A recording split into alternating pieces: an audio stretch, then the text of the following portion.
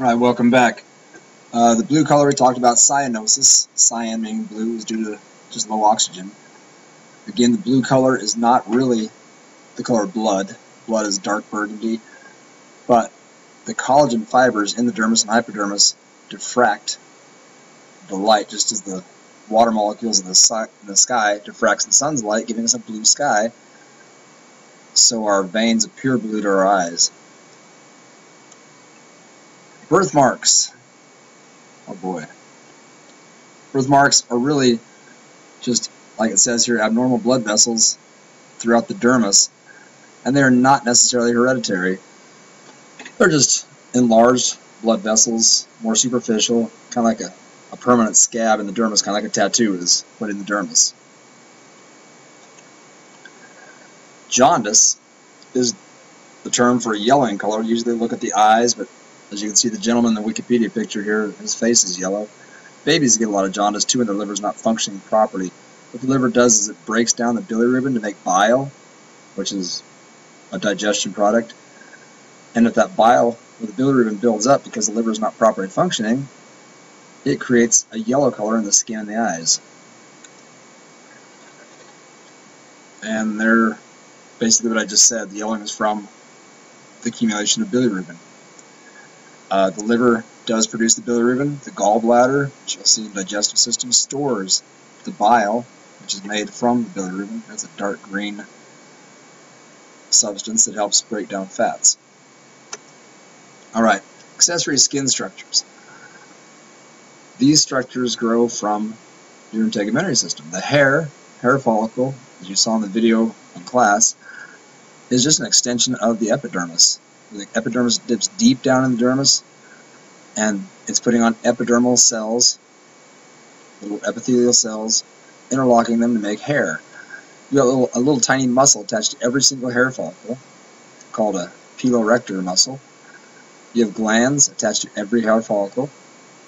You got a sebaceous gland, which lubricates and oils the hair, and you have sweat glands. And of course, nails. Your nails are, again, just like hair, they're keratin protein created from the nail matrix. So the hair root, it is created, as you can see here, right the stratum basale, your base layer, dips deep down into the dermis, and it's constantly laying on layers of stratified squamous epithelial. This is called the keratinization zone.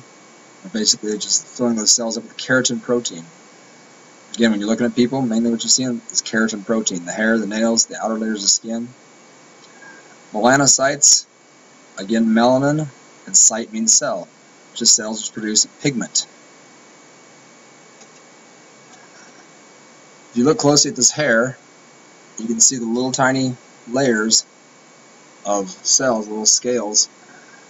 And the hair shaft is basically, just like it says here, the visible portion of the hair above the skin surface. It is nothing but keratinized epithelial cells. Wow, that's bold and red. Bold and red for a reason. Hair follicle is just an extension of the epidermis going down into the dermis. I've reiterated that a couple of times. If you get a first-degree burn, a second-degree burn even, that goes down in the dermis, your stratum basale, the epithelial tissue, dips deep, as you can see here, it dips deep down into the dermis. All this around the hair shaft is stratum basale.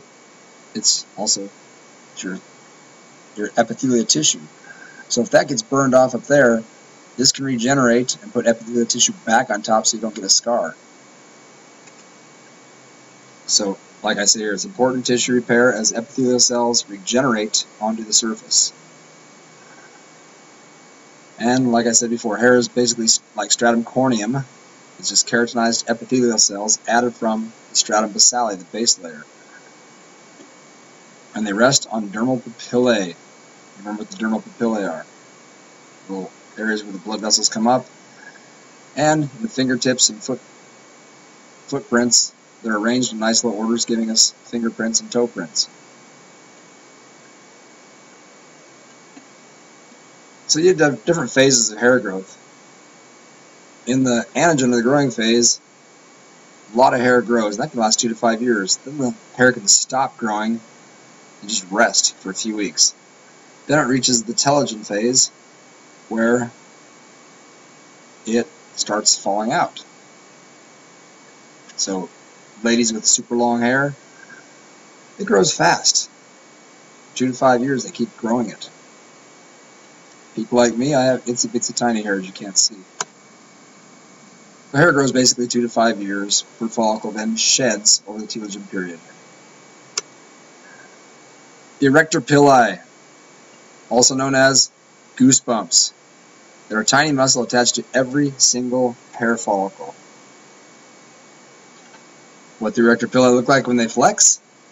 Yes, they pull the little hairs up. You scare a cat, and they puff up, a little puffball. Scare a kitten, and it's cute. Alright, sebaceous glands are attached to every hair follicle, and they produce a substance called sebum.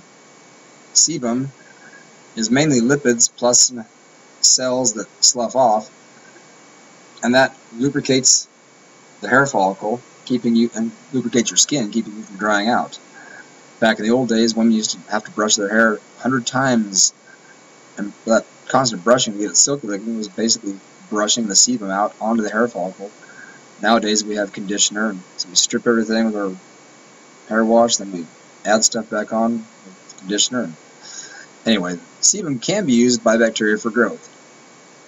So bacteria, any dead cells up there, bacteria will feed off them, giving you your unique body odor, whatever bacterial excretion they put up on your skin.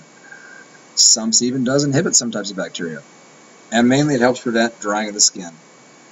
This guy here in the background, by the sea, he's a bum. He's a sea bum. Get it? Ha ha. Okay.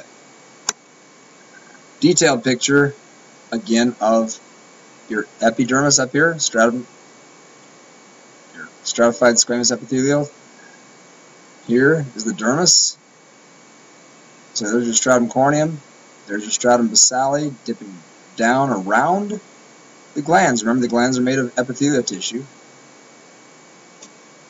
And you have an erector pili muscle, tiny little muscle over there attached to every cell, every hair. So when you get cold or frightened, it contracts and it actually makes little goosebumps and pulls the hair up.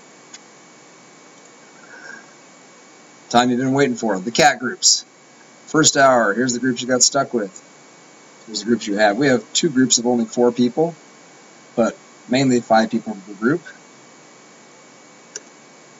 Third hour, same thing. We have a couple groups with only 4 people. Fifth hour, you're a small class, so you only have 1 group of 5. All the rest are pretty small groups. And 7th hour, you have 3 groups without 5 people. But that's alright. 4 to 5 is a good optimal number. And these are your cat groups for the rest of the year, until second semester when things change. Alright, sweat glands. I like to pronounce it apocrine, even though it's apocrine. Apocrine? No, the apocrine sweat glands.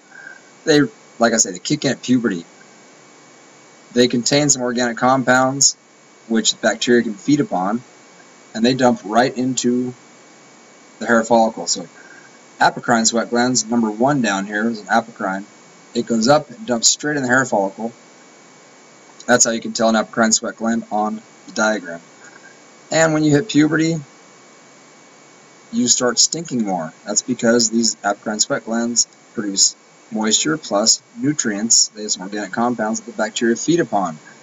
And what you smell again when you sweat and you stink is not necessarily you, but the bacteria who are eliminating their waste upon your surface. That's why you bathe, to wash most of that stuff off. But bacteria are ubiquitous. You've got more bacteria on the outside of your body than you do cells of your own body. The merocrine sweat glands. Merocrine are a type of eccrine sweat glands, and you've had them all your life. This is an example of a merocrine sweat gland. It dumps straight onto the surface through a sweat pore. And merocrine sweat glands are mostly water with salt, just mostly salt water. Bacteria don't bode well in salt water in a hypertonic solution. So little kids, when they get all hot and sweaty and come in, they smell kind of funky, but they don't smell as bad as post-pubescent children. Now we'll practice. Number 1, that is a duct leading from number 4. Number 4 we just saw is an apocrine sweat gland, so number 1 would be a sweat duct. Number 2, that is the epithelial tissue dipping deep down around to form the hair bulb, the hair follicle. 3 is the hair bulb itself. That's where the hair is being made. 4, we just said, is the apocrine sweat gland. 5, what is 5 pointing to? It's a little tiny pore up there. Actually, it's pointing to 2 pores, sweat pores. 6 also is the sweat duct going up to the sweat pore, and that sweat duct is coming from number 9 down below, which we'll get to in a second. 7, a very fatty looking gland called the sebaceous gland, produces the sebum. 8, it's nearly invisible in this diagram, didn't cut and paste too well, but a little thin, tiny thin lines going to every hair follicle to cause them to rise when you get frightened or cold. I say it's the invisible erector pili. You can faintly see it. And number 9 is the merocrine sweat gland. Again, the merocrine sweat gland is a good way to remember these. Just think of merry little children playing on a merry-go-round. Merry, merocrine. At least that's one way I think of it. Alright, more practice. Number 1, pretty easy, it's the hair shaft. Okay. And then, as you can see, I've thrown these answers up here for you. This is good practice for you. So practice these. 6 the erector pili. There's a better drawing of the erector pili. This will be something more like you will see on a diagram. Ceruminous glands. Shrek. Ceruminous glands, basically cerumen is just modified sebum. That's the sebaceous gland in the ear. Cool thing about cerumen is it's a little more waxier, and it has antibacterial and anti-insect properties, insecticidal properties, so if an insect crawls in your ear, it's not going to live. Not too long anyway. So the stories about insects crawling in your ear and eating through your eardrum and going into the brain, no, that insect's got to eat through the earwax first, and that's usually going to do some major damage to it. It's going to die. The cool thing about your ears is the earwax will continue to produce from the inside and will come outward, so if you do get an object stuck in there, the earwax will help loosen it and sometimes force its way out.